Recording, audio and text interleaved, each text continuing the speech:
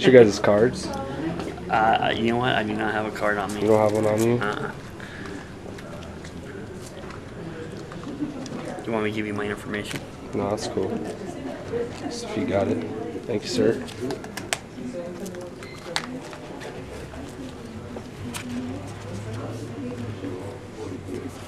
Thank you, sir. Ladies and gentlemen, welcome to our quarterly public televised meeting of the Citizens Oversight Board. What we oversee is the Office of the Independent Monitor, which oversees the disciplinary operations of the police and sheriff's departments, as well as the arson division of the fire departments. I'm Kathy Reynolds. I used to be on the council for a very long time, and now I'm doing this as a volunteer. It is volunteer week, so everybody remember that, please. And I would like to let my colleagues on the board introduce themselves. Mary? I'm Mary Davis. I'm Carmen Velasquez. And I'm Stephen Foster. Very simple agenda. We're going to ask members of the Sheriff's Department to share with us their plans for opening the new justice facility and to talk to us a bit about how that's going to impact how people deal with the justice system in Denver. I'll tell you in advance is that we have, unlike an old system in Denver, this board does not have the authority to actually do independent investigations. However, if you have concerns about specific policies, we will record those and we will try and look at them. If you have concerns about specific incidents, if you can give us enough particulars, we will ask the appropriate authorities to look at them and then report back. It's going to give us a quick update on what's going on in this area and then respond to your specific questions about this area. So Rhonda, I'm very sorry. No, that's okay. I would have been fine at the end. I'd like to introduce some of the staff that's here with me tonight. So if you'll stand up, please. There's some of our shift commanders. We have the overnight shift commander, Lieutenant Tony Galloway, and wave. Day shift is Lieutenant Robert Garcia.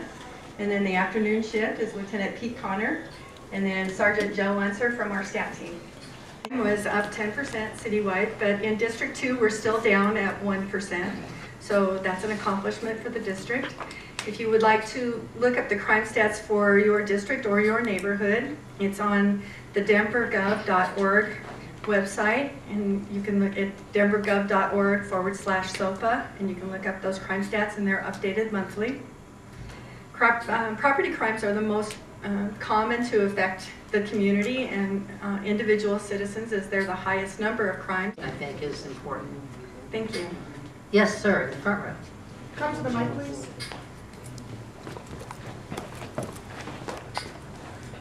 Good evening, Commander Jones. My name is Sharif Alim, and I work with CopWatch. And over the last few years in your district, we've gotten complaints from teenagers, young black men, saying that police have been stopping them, searching bags, reaching into pockets, looking for stuff. Now, I thought that when a police officer approached somebody, number one, they had to have a reasonable suspicion that a crime was being committed or a probable cause. And number two, I thought that police could only do a Terry pat down and pat down the outside of the pockets. And if they suspected that there was a weapon inside, that they could reach in the pockets. Could you talk about that? No, that's accurate information, and we do regular training, and the officers are given that kind of training on a regular basis. So if you have particular complaints about particular incidents, we'd be happy to look into that. But for an officer to reach inside of a person's pocket without suspecting that there is a weapon inside, that would be a violation of that person's rights. Well, without having spoken to the officer, I would assume that if they're doing that, they must have felt something suspicious in there. Okay, thank you. Hello, everybody. How are you doing this evening? Good, thank you. Okay, my name is Leo Refuerzo. I'm with the National Association of American CopWatch. My question will be directed at Commander Jones specifically. Commander Jones, I was working on a case, Tyreek Lyons in 2006. which I witnessed a white officer hit a black man with a police car. I approached the man when I was leaving the restaurant. He told me what happened. I said, let's call and call the police and see what happens. We called the police. This man was beaten up, then arrested by officers. I stayed on the case. I reviewed the officers. I kept calling everybody to keep up on the case. They kept getting turned over to other people. My concern here, you guys oversee this board, is that right? We oversee the guy who oversees them. Okay, well, here comes my question. Commander Jones, at one time you were set in charge of this investigation. I myself am a private investigator.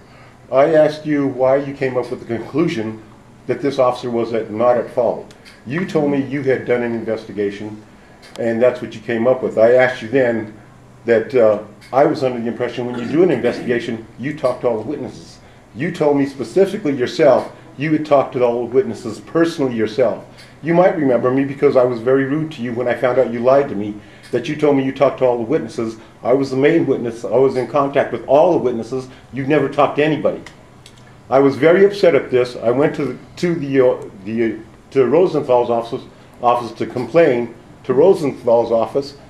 I got basically was transferred over to A.J. Clemens, who I had a problem with also. I wasn't satisfied with the results. I told A.J. Clemens I want to talk to Richard Rosenthal. She wouldn't let me talk to him. She threatened to hang up on me.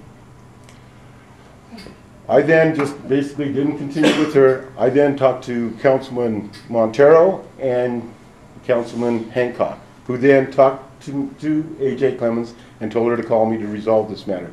I have not heard from any of them since. This matter has never been investigated, and this is something I would like to see done. We have a racist police officer out there that hit a man with a police car for no reason at all, told him to get the fuck out of the way, and then just left. And then when we called the officers to report it, they beat this man up and they took him to jail. We tried to tell him the story. The officer there would not listen to any of our stories. One man was saying, if I did this to my girlfriend and hit her with the car, I'd be going to jail. The officer is then saying, no, we wouldn't. You wouldn't be going to jail for that. You know better. Everybody knows better.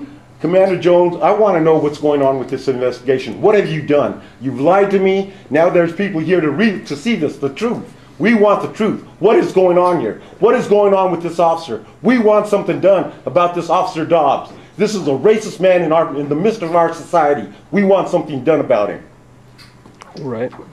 Can I intercede just a minute with some reality? Thank you.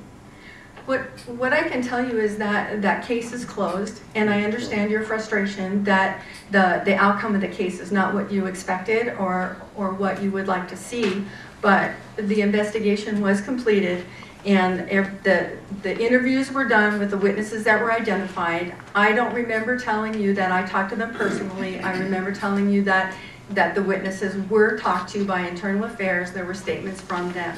So, you know, I'm sorry that it wasn't resolved in a fashion that satisfies you, but it's been through the system. It's been reviewed through every level, and the case is closed. I would like to know who done the investigation, because looking at the investigation myself, there was no investigation. From what the officer said, what the witnesses said, that from the records that I have, they don't add up. And I would like anybody, independent, anybody to come and let's do this ourselves. Let's look at it. And you can see how these people are lying. And you guys are protecting this man. That's what I don't see. And you're telling me you've done an investigation? Let's go over there together, me and you. Let's me and you go and let's take these statements that this man has and let's go over them together at the spot where it happens, and I'll show you the inconsistencies. I'll show you the lying of this man. We have to do something about this man, and apparently you are not doing anything about it. I appreciate your opinion, and I understand that, and there are two sides to every story, but that investigation has been completed. Other questions for the commander? Rhonda, thank you so much for being here. Thank you. We appreciate it.